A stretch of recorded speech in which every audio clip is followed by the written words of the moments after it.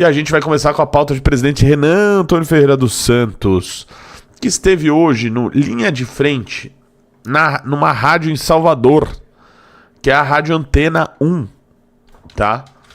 Ele esteve lá e concedeu uma entrevista. Hoje ele também concedeu entrevista a Reuters. Sim, a Reuters, rapaziada. A Reuters. Então em breve aí vocês verão o Renan, os principais veículos de imprensa do mundo, tá? Além disso, acho que teve mais uma que ele gravou. Ele gravou uma entrevista pro Metrópolis, tá? Com o Paulo Capelli, que deve sair. Cara, será que não sai amanhã ou depois do feriado? Não sei. E também essa daqui hoje, que foi ao vivo lá na Antena 1 de Salvador. Também uma grande rádio aí, soteropolitana. E foi bem legal, a gente vai reagir a isso. A gente vai reagir a Kim Kataguiri arrumando diversas tretas em Brasília. E é isso, tá? Essa live com certeza não vai passar de 1h30, tá? Quizá até menos. Por quê? Porque o homem tá cansado. O homem está cansado. Muito cansado. Muito trabalho a se fazer. E é isso. Investigada. Eu fiz a pergunta aqui se o partido Missão e Renan Santos devem incomodar nessa campanha presidencial. Aí o pessoal tá respondendo em uma avalanche de respostas aqui. Alan Batista, sim. Logic Vision, já incomoda, amigo. Rodrigo de Santa Catarina, Missão 14. Gil Zord vai chegar de tsunami infestou os comentários conectado. Lá. Então já podemos iniciar a nossa entrevista. Eu vou começar justamente com essa pergunta ao pré-candidato pelo Missão, ao fundador do Movimento Brasil Livre e ao guitarrista Renan Santos. Renan, essas mensagens aqui empolgam você nessa campanha? Boa noite, Renan. Satisfação conversar com você. A satisfação ainda maior quando você lembrou que eu sou guitarrista também, né? Tô vendo aqui. Você já ganhou meu coração, pô. Obrigado pelo espaço. Sim, E esse cenário aqui, hein, rapaziada? Tá pica, hein? Tá bonito, hein? A sala presidencial. Mensagens me animam porque é um projeto geracional otimista, né? Boa parte dos projetos políticos no Brasil são projetos que ficam olhando do passado para brigas, né? Eu odeio isso, odeio aquilo, vou lançar uma candidatura para presidente para me vingar disso ou daquilo. Quando a gente tá olhando, cara, o futuro é glorioso, a gente pode aplicar uma série de políticas que alterem a dinâmica não só de poder no Brasil, mas a dinâmica de decadência econômica que o Brasil passa. Então, ter um projeto otimista traz as pessoas justamente com uma energia muito positiva, que é o que a gente tá trabalhando para construir. Dá muito trabalho, cansa muito, eu confesso que eu estou bem derrubado hoje. Voltei do Maranhão, assim, numa turnê exaustiva, voltei doente do Maranhão e... Mano, ele precisa descansar, cara. Ele não para, velho. Não desconecta um microsegundo, velho. Deixem ele descansar um pouco, velho, nesse feriado. Mas falo, não dá pra desistir não dá pra cansar, temos que trabalhar. E eu acompanhei muito do que você tá fazendo aí em turnê, em visitas.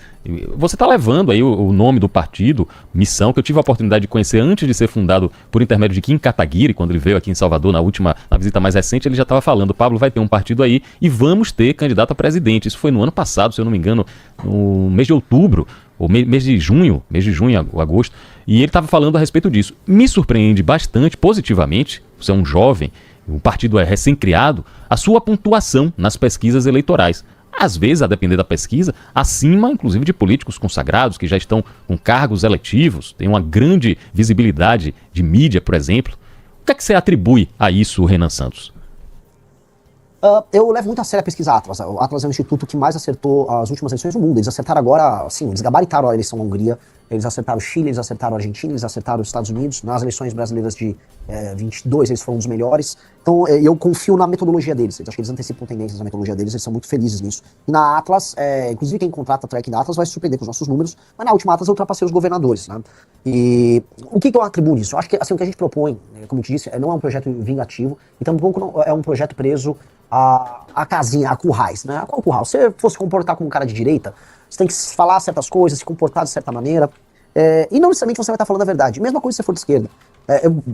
Eu não acredito que, por exemplo, se eu adotar um modelo norte-americano do princípio da subsidiariedade, que é dar todo o poder possível, por exemplo, para as prefeituras, que vai funcionar no Brasil. Você vai no Maranhão e você fala, cara, eu não vou dar poder pro prefeito daqui. Aí eu vou olhar para a China, que tem um modelo diferente. E eu, como um cara de direita, vou olhar para uma coisa que foi aplicada na China e falar, eu quero trazer para cá. Indicadores de desempenho, premiar o administrador público pelo desempenho que ele tem. Então, ao pensar com uma cabeça mais aberta, a gente acaba criando soluções para problemas que não deveriam ser ideologizados, sabe? Esgoto não deveria ser objeto de discussões ideológicas, prefeituras mal feitas, asfaltamento de rua, não deveria. Mas no Brasil, infelizmente, é. Então, ao fazer isso dessa maneira, a gente começa a cativar o coração de uma galera que quer soluções. Essa molecada mais nova, que nos acompanha, que nas pesquisas me colocam, né, entre o público de 16 a 24 anos em primeiro lugar, ela quer, assim, ela não quer ficar discutindo o sexo dos anjos, ela quer resolver o problema da segurança. É pra prender bandido? É pra acabar com essa coisa? Vamos prender logo o bandido? Olha, o que faz pra resolver o problema do centrão? É isso aqui, então vamos. Então, ao ser prático e não ficar preso em questúnculas ideológicas, eu acho que a gente cresce, e acho que isso vem funcionando.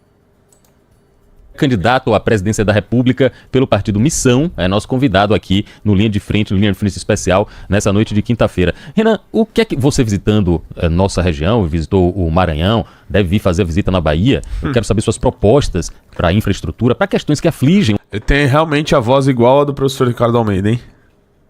No Nordeste, por exemplo, temos questões graves de saneamento básico que precisam ser resolvidas. As questões de segurança, obviamente, a gente está enfrentando nas últimas 24 horas aqui em Salvador e na região metropolitana. 2 policiais foram assassinados, um policial civil, um policial militar, e agora há pouco um policial foi baleado aqui na nossa ilha vizinha, a ilha de Itaparica. Qual a sua proposta? O que é que você enxerga para o Nordeste, para a Bahia em específico, sobre infraestrutura e sobre segurança pública, Renan Santos? Olha só, você pediu pra eu fazer uma palestra de 1 hora, porque é tanto problema que eu teria que atacar todas as áreas. Porque a gente começa da infraestrutura. Se eu rodar praticamente todos os estados do Nordeste, as estradas são deploráveis. O Maranhão, naturalmente, é o pior dos casos. Já haviam me falado, olha, no Maranhão você nunca verá estradas tão ruins como o Maranhão. Que é o que eu digo, no Maranhão, os buracos têm até uma estrada. Se você olhar no buraco, você vai ver que tem uma passagem ali, porque é assustador. Agora, os problemas não ficam aí, né? O problema o educacional, as taxas de analfabetismo no Nordeste são muito maiores. Há um problema de atividade econômica em que as pessoas não apenas não têm uma renda per capita alta, né? As rendas familiares ali, chegam, se eu me engano, na Bahia a coisa está na casa de 1,5 mil reais. É tudo muito baixo. E há uma alta dependência na hora de você formar sua renda familiar de auxílios estatais. Portanto, abaixa a atividade econômica. Se abaixa a atividade econômica, abaixa a produtividade. Se abaixa a produtividade, não vai gerar riqueza. Então você fica preso num ciclo. E o que mais, né, quando a gente fala assim, o que tem a ver com todos os problemas que vão da estrada até as pessoas não terem atividade econômica, a você não conseguir uma política boa de segurança pública ou resolver o analfabetismo? Você tem a pior classe política do Brasil, que é a do Nordeste. Eu falo com tranquilidade, não há classe política no Brasil tão deletéria quanto a do Nordeste. O maior e menor grau depende da região. O Ceará, por exemplo, ele é um ponto fora da curva, apresentou algumas políticas industriais interessantes, políticas na área de educação que funcionam e foram imitadas pelo resto do Brasil, mas no geral, você tem uma classe política clientelista, coronelista, muito da velha, mesmo os caras jovens são velhos, como é o caso do João Campos, que mantém as pessoas e o ciclo político num clima meio anos 20, anos 30 do século passado, não nesse século aqui. E isso é horrível. Isso faz com que o Nordeste, e essa é uma coisa que você indica para as pessoas que estão nos ouvindo aí na rádio, o Nordeste fique para trás do Brasil em quase todos os indicadores. E mesmo hoje, estamos em 2026, tirando um caso específico de João Pessoa, da Paraíba, que tem pessoas migrando para Paraíba, as pessoas continuam saindo do Nordeste para procurar emprego em outros lugares do Brasil. Até quando a gente vai aceitar isso? Esse é um fluxo que está rolando desde os anos 30 do século 20. São quase 100 anos de nordestinos migrando do Nordeste para o Sul, Sudeste ou agora o Centro-Oeste. Não é digno para essas pessoas isso. Então a gente precisa dar um basta. E esse basta vai começar mexendo nos sistemas de incentivo da classe política, ou seja, o que faz uma pessoa entrar na política e como a gente mede o desempenho dela, não pode ser só o voto, é uma dica. O político tem que ser avaliado por entregas na área de segurança, infraestrutura, educação. E se o político não entrega isso, especialmente os prefeitos, ele fica inelegível, porque tem um outro problema, que aí eu vou jogar aqui também pra você, que é um problema grande, que é o problema da compra de voto. O Nordeste, compra de voto acontece no Brasil inteiro, mas ela é a regra no Nordeste. Compra de voto tem até na cidade dos meus pais, Vinhedo, que tem um IDH altíssimo, uma cidade rica no interior de São Paulo.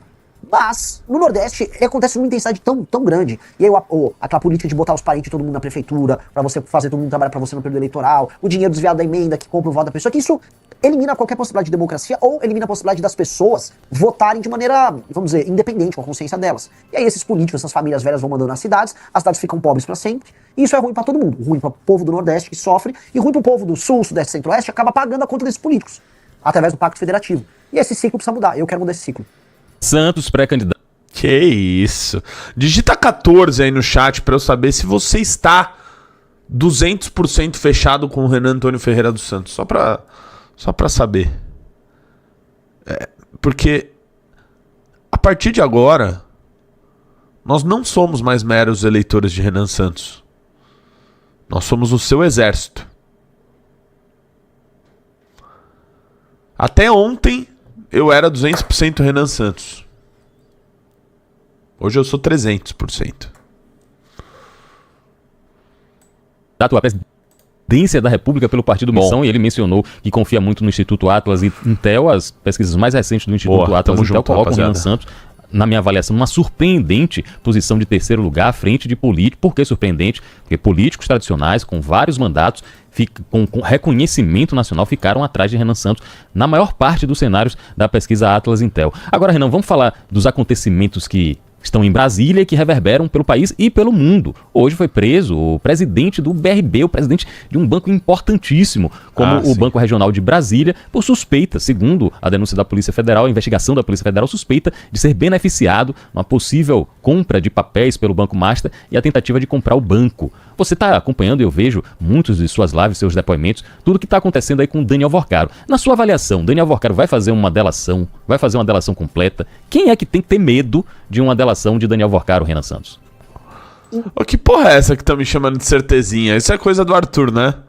Confirma aí pra mim se é coisa do vagabundo do Arthur e quando que ele falou isso. Me mandem a minutagem aí, que eu vou responder.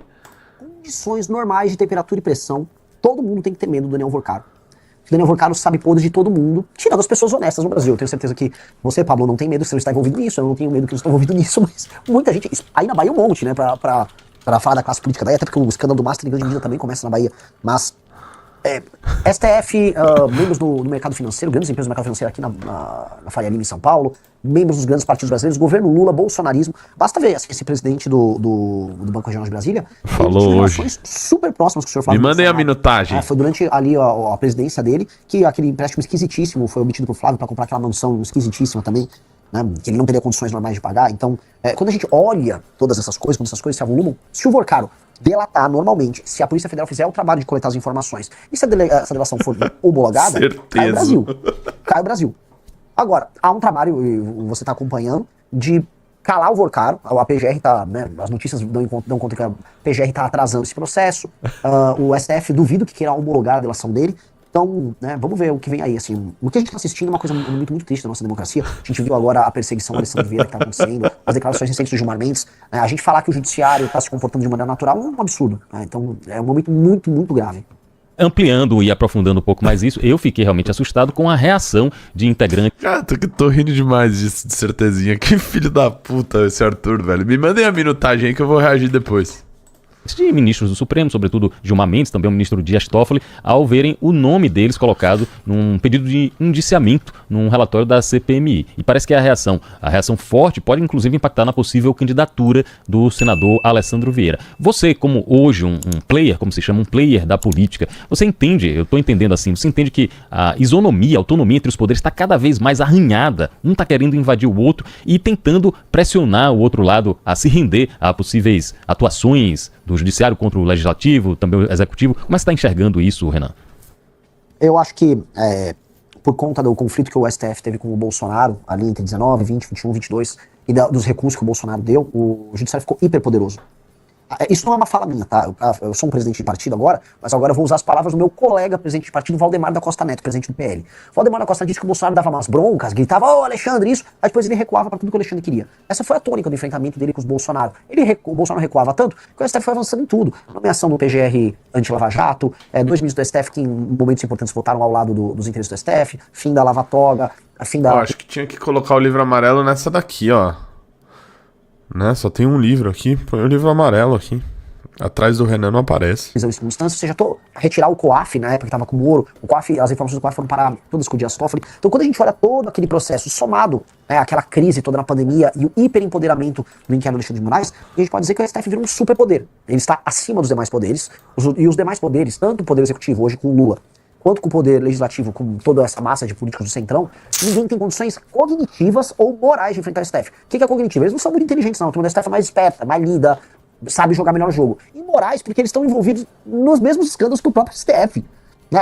Alguém vai dizer que os senadores brasileiros têm, vamos dizer, estofo moral para enfrentar uma briga com o STF? Infelizmente não. A gente gostaria que tivesse, porque essa briga precisa andar. A gente precisa, claramente, a gente precisa impeachment o ministro Alexandre de Moraes, que está, obviamente, encalacrado nesse escândalo todo. Boa. O Dias Toffoli também está encalacrado. Então, e aí? O Senado tem condição? Por que não falam nada? Boa parte dos senadores estão querendo concorrer à reeleição. Por que eles já não andam com essas coisas agora? Então, eu acho um momento muito ruim, um momento de muita fragilidade, e eu não sei, de maneira clara, se as pesquisas continuarem como elas estão, né, com o Lula e o Flávio primeiro, não apenas eu não acho que haverá mudança, eu tenho certeza que as coisas continuam como estão, e o Brasil vai se rumando para se tornar um regime estranho, né? Um regime semi-democrático com uma oligarquia muito corrupta administrando a gente. Se confirmando essas pesquisas e Renan Santos não chegar ao segundo turno, for Lula e Flávio Bolsonaro ou qualquer outros concorrentes, Renan e o Partido Missão vão anunciar apoio a algum dos dois? Flávio Bolsonaro é um candidato passível de receber o apoio de Missão ou vocês iriam se isentar de participar no segundo turno? Não existe essa possibilidade, meu amigo. Não, eu não imagino nenhum cenário que eu não estou muito... Eu não vou nem trabalhar com essa hipótese. Até porque, imagina, o pessoal que está nos assistindo aí, imagina que soldado ruim eu seria... Não, olha só, já tô pensando no segundo turno. Tem isso, não. Deixa essa atividade aí pro Caiado. Eu vou trabalhar apenas para ir pro segundo turno e lá eu vou derrotar seja o Lula, seja o Flávio. Até porque aí no Nordeste, quando eu rodo, eu arranco voto no Lula. Boa parte da juventude aí, na última eleição, votou no Lula e agora tá buscando as nossas ideias. Então, não sei se nem o Lula nem o Flávio tem vaga garantida no segundo turno. E mais, coloca um outro ponto. Se o Lula perceber que não tem condição de vencer, ele não será candidato, aí lança Camilo ou lança Haddad. E aí tá totalmente aberto o jogo. Totalmente vai pra todo mundo. Tá? Estamos ao vivo? Senhor. Com Renan Santos, pré-candidato a presidente pelo Partido Missão. Já estou convidando você, quando vier a Salvador, quando vier a Bahia, a gente gravar aqui na TV Aratu e também fazer o programa aqui na rádio, no estúdio. Vai ser muito bom conversar com você pessoalmente. Agora, antes de encerrar e já agradecendo o seu tempo, eu quero conversar rapidamente com o presidente do partido. Obrigado, com o pessoal. Peguei a minutagem aqui, eu Porque reajo nessa em janela seguida. partidária, eu, aqui na Bahia, e olhando também algumas movimentações nacionais, eu estou vendo, Renan, que ser presidente do partido está mais ou menos assim como ser diretor de futebol de clube grande, com orçamento grande, fazendo contratação de influenciador, fazendo literalmente contratação, porque faz uma série de promessas, uma série de atividades para atrair o político ou o novo político. O presidente do Partido Missão, Renan Santos, está preocupado com a cláusula de barreira? Porque vocês têm, além da missão normal que está no nome, vocês têm uma missão de eleger deputados federais, de tentar eleger o máximo de uma bancada para o partido crescer e se viabilizar e ficar mais forte. Como está sendo essa composição aí, Renan, e como está sendo aqui na Bahia montar o partido? Bom, a pesquisa Atlas mostrou que o Partido Missão, na preferência do eleitorado, ele já está com 5 pontos alguma coisa, e vamos buscar o PSOL já para subir para terceiro, né? Ou seja, o partido com nem 6 meses de idade, ele já tem uma grande preferência junto ao eleitorado, e quando a pesquisa entre os mais jovens, ali, de acordo com a Atlas, está melhor ainda, né? A coisa passa dos 20%. Onde eu quero chegar com isso, que é bem importante? É um partido que ele se firma como um projeto de Brasil e como uma iniciativa majoritária. Sendo uma iniciativa majoritária, ele tem que se valer das suas ideias, dos seus candidatos. E nesse sentido, eu não vou ficar desesperado em passar a cláusula de barreira, porque isso iria destruir a própria ideia do partido, e aí o partido, como projeto, morre. O que eu quero dizer, para traduzir para quem está nos ouvindo, a pessoa, o dirigente partidário comum, ele vai chamar o maior número possível de influencers bizarros, Isso. de caras do Centrão, caras Tenho que falado bastante e disso. vão ficar fazendo propostas e entregam os diretórios estaduais para essas figuras ficam no diretório estadual e prometem eleição federal e estadual, isso ajuda na conta do partido. Nós não fizemos isso. Então, se eu fosse falar assim, minha preocupação como dirigente no sentido de passar a cláusula de barreira, qual foi?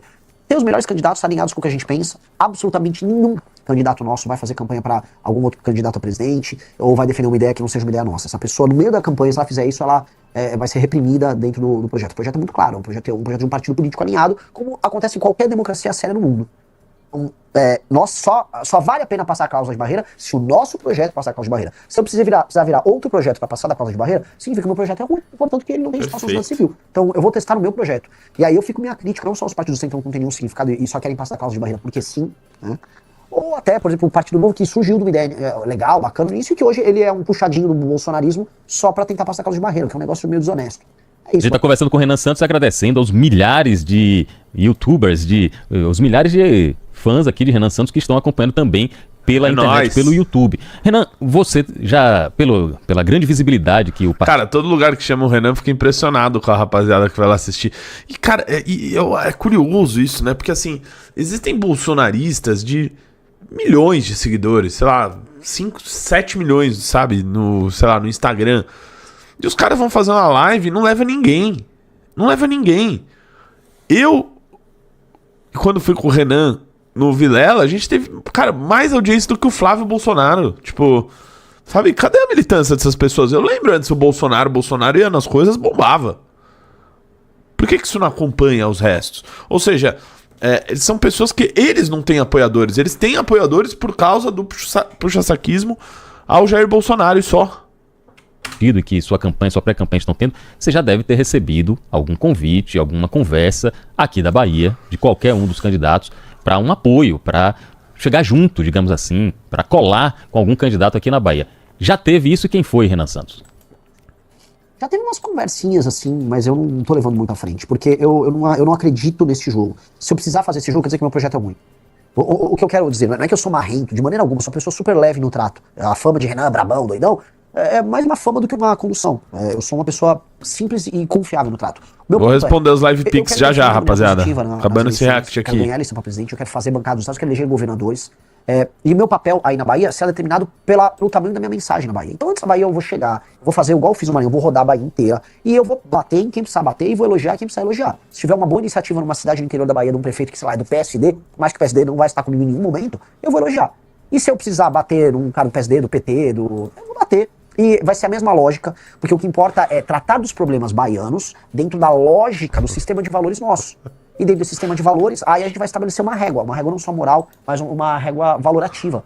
E aí isso vai ajudar o eleitor a pensar como a gente, e pensando como a gente, naturalmente ele vai ver a gente como uma alternativa. E aí depois eu converso, porque eu acho que o mais importante é o seguinte, como o meu projeto é melhor, eu quero ver, antes de tudo, candidatos a governo ou endossando minhas propostas, falar, o Renan tem uma proposta muito boa e quero endossar.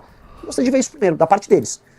O pessoal do Maranhão duvidava, né? Achava, esse cara é só um doido. Aí o doido foi lá, foi um rebuliço. Hoje tá o tal do Braide, prefeito de São Luís, desesperado, explicando que ele não deixou o bairro sujo, não sei o que. É isso. Pô, se vocês quiserem conversar e endossar minhas propostas, nominalmente, o Renan tem uma proposta boa, vale a pena a gente apoiar, pô, eu vou dar inclusive luz pro cara. Falar, que legal, esse cara de outro partido tá fazendo isso. Só que eles não gostam. E é aquela coisa que eu falo, Pablo, se não é pelo amor, é pela dor. Às vezes eu vou lá e vou falar do problema do município do cara, o cara vai tomar um susto. Não quero brigar com ninguém, só quero falar a real e apresentar nosso projeto.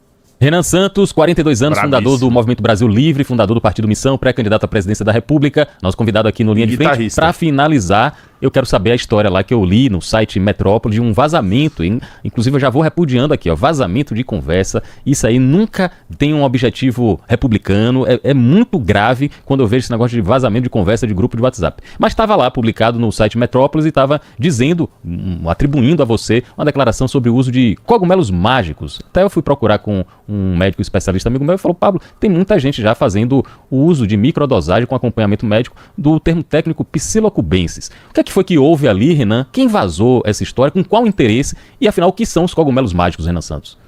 Olha, o cogumelo mágico é um cogumelo que a humanidade já usou. Eu até fiz uma revista sobre eles. O ser humano usa ele de maneira religiosa há milênios, né? E agora a medicina está descobrindo um papel que ele tem regenerativo sobre as conexões neurais, de modo a tirar pessoas da depressão, da ansiedade. A gente cria curtos-circuitos mentais, esses curtos-circuitos, devido à repetição, nos levam a ansiedade, gatilhos, etc. E aí hoje existem inúmeros tratamentos alternativos para fazer enfrentamento a isso. Lá nos Estados Unidos tem muitos papers sobre isso. A microdosagem que você citou são as pessoas que fazem o uso para aumentar o desempenho delas, não só criativo, mas desempenho de trabalho. Eu, por exemplo, quando eu tô bem, eu fiz essa microdosagem, eu precisava escrever artigos para nossa revista, e funcionou super bem, eu fiquei super produtivo, é uma coisa boa para trabalhar. Boa parte da galera, inclusive na Faria Lima, faz uso disso. Quando não é isso, toma um remédio horrível, tarja preta, que é um Venvance, que eu não recomendo para ninguém. E é basicamente isso. Não é legal, o cogumelo, basicamente, é um cogumelo que nasce no cocô da vaca, pra não falar palavrão aqui, né? Nasce em qualquer lugar. E sim, cara, eu já experimentei. E o que as pessoas não vão ver é eu dando uma de político mentiroso, enrolão, chegando, não, eu vou ver, vou mandar periciar. Não, eu falei mesmo. Vazaram, uma pessoa mal intencionada, canária, quis vazar, achou que ia me prejudicar e não prejudicou, muito pelo contrário. A revista que a gente fez sobre a direita psicodélica norte-americana vendeu muito. E essa discussão que envolve não só o uso medicinal da psilocibina, mas também o canabidiol, que pode ser utilizado, por exemplo, no enfrentamento da epilepsia, começou a ser debatido e eu acho isso legal pra caramba. Acho que eu gostaria de ver esse tipo de substância sendo usado de maneira controlada no SUS. Eu acho que são opções que a gente tem de tratamento que podem ser muito úteis para o mal que acomete especialmente os mais jovens, que é o mal da depressão e o mal da ansiedade. Então, basicamente isso. Eu não fico nem um pouco preocupado com esse assunto. Te prejudicar, parece que o tiro saiu pela culatra. Eu tô vendo aqui os comentários, pessoal. Nosso presidente Super Mario bota os cogumelos, nosso presidente cogumelado. Ou seja, pô, rapaziada, não era pra zoar também. Balou em nada o pessoal que apoia Renan Santos e que apoia o Partido Missão. Renan, muito obrigado, boa sorte pra você na sua campanha. E reforçando, quando vier a Salvador, vem aqui pra gente gravar pra TV Aratu no Linha de Frente, pra gente gravar também pra Antena 1. Muitos baianos querem conhecer a fundo as suas propostas caso chegue ao Palácio do Planalto. Maravilhoso, será uma honra, será o primeiro lugar que eu vou visitar quando chegar em Salvador. Tem minha promessa. Prometeu. Eu comecei agora com Renan Santos, pré-candidato à presidência da República pelo Partido Missão, e como ele mesmo gosta de mencionar, empresário, ativista, fundador do MBL e guitarrista também. Quem sabe quando ele estiver aqui vai dar uma palhinha pra gente de algum solo de Slash que esteve ontem aqui na capital baiana. Aliás, esse vai ser um assunto depois do intervalo no Linha de Frente da Antena 1. Continue com a gente. Linha de Frente. Tá aí, senhoras e senhores. Renan Santos na Bahia, na Antena 1. Uma salva de palmas aí pra ele aí. Uma salva de palmas. Mais uma entrevista maravilhosa, né, cara? Ele fez de novo! Mais uma vez!